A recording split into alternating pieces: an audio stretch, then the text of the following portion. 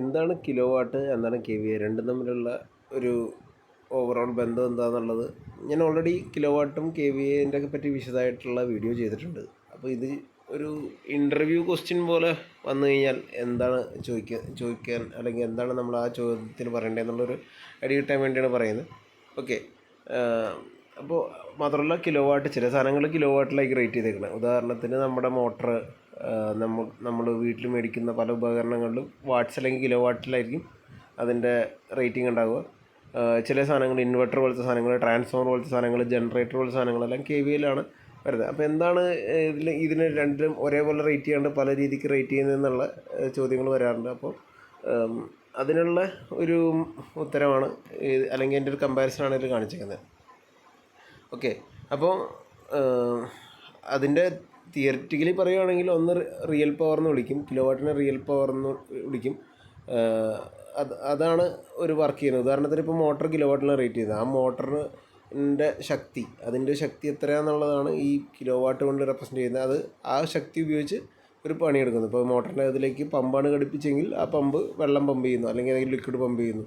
ആ മോട്ടറിലേക്ക് ഞാൻ വേറൊരു എന്തെങ്കിലും ഒരു ഫാനാണ് ഘടിപ്പിച്ചെങ്കിൽ ആ ഫാൻ പ്രവർത്തിച്ചിട്ട് കാറ്റ് തരുന്നു. അപ്പോൾ അങ്ങനെയാണ് ഇതിൻ്റെ വരുന്നത്. അപ്പാരൻറ്റ് പവർ എന്ന് പറഞ്ഞു കഴിഞ്ഞാൽ അത് പ്രത്യക്ഷത്തിൽ അത്രയും പവർ ഉണ്ടെന്ന് കാണെങ്കിലും അത്രയും പവർ ആയിരിക്കില്ല നമ്മൾ എന്തെങ്കിലും ഉപകരണത്തിന് ഓടിക്കാൻ ശ്രമിച്ചാൽ നമുക്ക് കിട്ടുന്നത് എന്നുള്ളൊരു കാര്യമാണ് അപ്പാരൻറ്റ് എന്നുള്ള പ്രത്യക്ഷത്തിൽ എന്നുള്ളൊരു മീനിങ്ങിലാണ് പറയുന്നത്. ഓക്കെ. അപ്പോൾ മോട്ടർ പോലത്തെ എക്യുപ്മെൻറ്റ്സിലാണ് കിലോ വാട്ടും, നമ്മുടെ ട്രാൻസ്ഫോമർ, ഇൻവെർട്ടർ പോലത്തെ സാധനങ്ങളിലാണ് ഈ കിലോ വാട്ടെന്ന് പറയുന്നത് KVA വരുന്നതെന്ന് മനസ്സിലാക്കുക. അപ്പോൾ ഇതിലേറ്റവും രണ്ടും തമ്മിലുള്ള വ്യത്യാസം വരാൻ കാരണം ഒന്ന് പവർ ഫാക്ടർ എന്ന് പറഞ്ഞൊരു സാധനമാണ്. അപ്പോൾ കിലോ വാട്ട് എന്ന് പറഞ്ഞ ഒരു ഇതിൽ പറയുമ്പോഴത്തേക്കും പവർ ഫാക്ടറിൻ്റെ ഒരു പ്രശ്നം വരുന്നുണ്ട്. അതുകൂടാതെ എഫിഷ്യൻസി, ഒരു ഉപകരണം അതിൻ്റെ മാക്സിമം ഔട്ട്പുട്ട് തന്നെ തന്നെയൊന്നുമില്ല, കുറച്ച് പല രീതിയിൽ നഷ്ടപ്പെട്ടു പോകാൻ സാധ്യതയുണ്ട്. ഇപ്പോൾ മോട്ടറിലൊക്കെ ആണെങ്കിലും ചില ഫ്രിക്ഷൻ കാരണവും അങ്ങനെ പല പല കാരണങ്ങളാൽ അതിൽ ഊർജ്ജം നഷ്ടപ്പെട്ടു പോകാൻ സാധ്യതയുണ്ട്. അപ്പോൾ ആ ഒരു കാര്യങ്ങളെല്ലാം മുൻപ് കൂട്ടി നോക്കിയിട്ടാണ് കിലോ വാട്ട് വരുന്നത്. KVAയിൽ അങ്ങനെയുള്ള കാര്യങ്ങൾ എടുത്ത് പറയുന്നില്ല.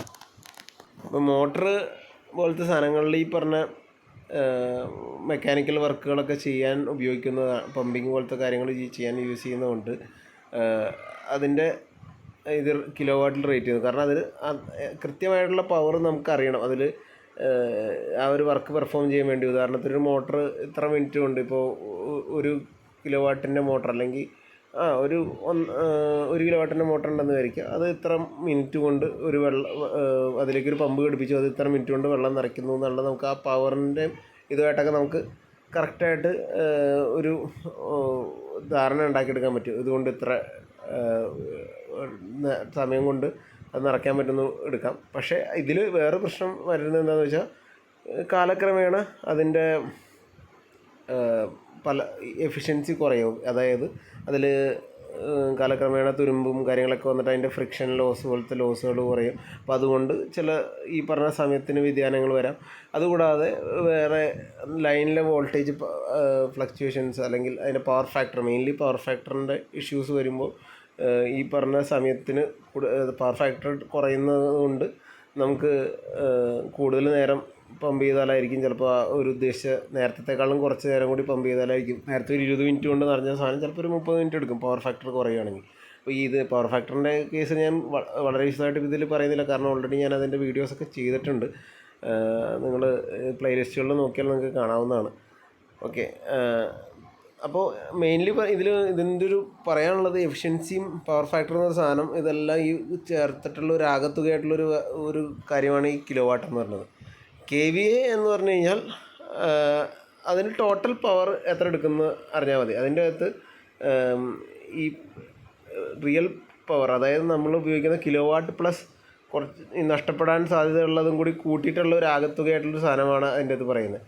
അപ്പോൾ ഈ നഷ്ടപ്പെടുന്നതിൻ്റെ ഒരു സാധനം എത്രയാണെന്ന് നമുക്ക് കൃത്യമായിട്ട് അറ്റ് എ ടൈം പറയാൻ പറ്റില്ല. കാരണം അതിൽ എസ്പെഷ്യലി നമ്മുടെ പവർ ഫാക്ടർ എന്ന് പറയുന്ന സാധനം നമ്മൾ കണക്ട് ചെയ്യുന്ന ലോഡ് പ്രകാരം വ്യത്യാസം വരും. അതായത് നമ്മുടെ ഒരു പർട്ടിക്കുലർ ഇപ്പോൾ ഒരു ഇൻഡസ്ട്രിയൽ ടൈപ്പ് ഒരു ഇതിലാണ് ട്രാൻസ്ഫോമർ വെച്ചേക്കണമെങ്കിൽ ആ ട്രാൻസ്ഫോമറിൽ കണക്ട് ചെയ്യുന്ന ലോഡുകളിൽ മിക്കവാറും ഡിഫറെൻറ്റ് മോട്ടേഴ്സ് ഉണ്ടാവും, പിന്നെ ചിലപ്പോൾ ഒരു ഓവൻ പോലത്തെ സാധനങ്ങളും, അതായത് ഇൻഡക്ടർ എന്ന് പറയുന്ന കോയിലുകൾ പോലത്തെ ലോഡുകൾ കൂടുതലുള്ള സ്ഥലങ്ങളിൽ പവർ ഫാക്ടർ കുറയുകയും അതിൽ ഉപയോഗിക്കാൻ അതിൻ്റെ അകത്ത് നിന്ന് കിട്ടുന്ന ഔട്ട്പുട്ട് പവർ അതനുസരിച്ച് കുറയാനുള്ള സാധ്യത വളരെ കൂടുതലാണ്. അപ്പോൾ നമ്മളിപ്പോൾ 100 kVയുടെ ട്രാൻസ്ഫോമർ വെച്ചു എന്ന് പറഞ്ഞാൽ അതിൽ 100 kW തന്നെ കണക്ട് ചെയ്യാൻ പറ്റുമെന്ന് ഉറപ്പില്ല. കാരണം പവർ ഫാക്ടർ കുറഞ്ഞതനുസരിച്ച് ലൈനിലെ കറണ്ടിൻ്റെ ഉപയോഗം കൂടും. അപ്പോൾ നമുക്ക് 100 kW തന്നെ ചിലപ്പോൾ ഒരു 80 kW ഒക്കെ നമുക്ക് കണക്ട് ചെയ്യാൻ പറ്റുള്ളൂ. അപ്പോൾ ഇതെന്തുകൊണ്ടാണെന്നുള്ളതിൻ്റെ വളരെ തിയററ്റിക്കലായിട്ടുള്ള എക്സ്പ്ലനേഷൻ ഞാൻ പറയുന്നുണ്ട്. ഇത് ഞാനൊരു ഇൻ്റർവ്യൂ ബേസ്ഡ് ആയിട്ട് പറയാൻ ഉദ്ദേശിക്കുക. വളരെ തിയററ്റിക്കൽ എക്സ്പ്ലനേഷൻ ആവശ്യമുള്ളവർ ആ വീഡിയോസൊക്കെ കണ്ടു കഴിഞ്ഞാൽ എൻ്റെ ഇത് മനസ്സിലാക്കും. ഞാനിപ്പോൾ ഒരു ഇൻ്റർവ്യൂ പോയിൻ്റ് ഓഫ് വ്യൂവിൽ പറയുന്നു എന്നുള്ളൂ. ഓക്കെ, അപ്പോൾ അങ്ങനെ അതാണ് ഇതിൻ്റെ ഒരു കാരണം. അതായത് പവർ ഫാക്ടർ ഡിപ്പെൻഡ് ആയതുകൊണ്ടാണ് നമ്മൾ ഈ ട്രാൻസ്ഫോമർ സാധനങ്ങൾ KVL പറയുകയും മറ്റേ മോട്ടോറുകൾ സാധനങ്ങൾ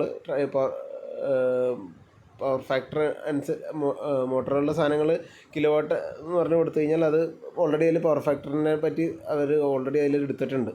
അത് വോൾട്ടേജിൻ്റെ കറണ്ടിൻ്റെ പവർ ഫാക്ടറാണ് കിലോവാട്ട് എന്ന് പറഞ്ഞ ഒരു സാധനം വരുന്നത്. അപ്പോൾ അതുകൊണ്ട് അതിൽ ഓൾറെഡി അതിനെപ്പറ്റി ചിന്തിച്ചിട്ടുണ്ട്. എന്നാൽ KVL ആ പവർ ഫാക്ടർ എന്ന സാധനത്തിനെ പറ്റി ചിന്തിച്ചിട്ടില്ല. അപ്പോൾ അതാണ് ആ രണ്ടിൻ്റെ ഒരു ഡിഫറൻസ്.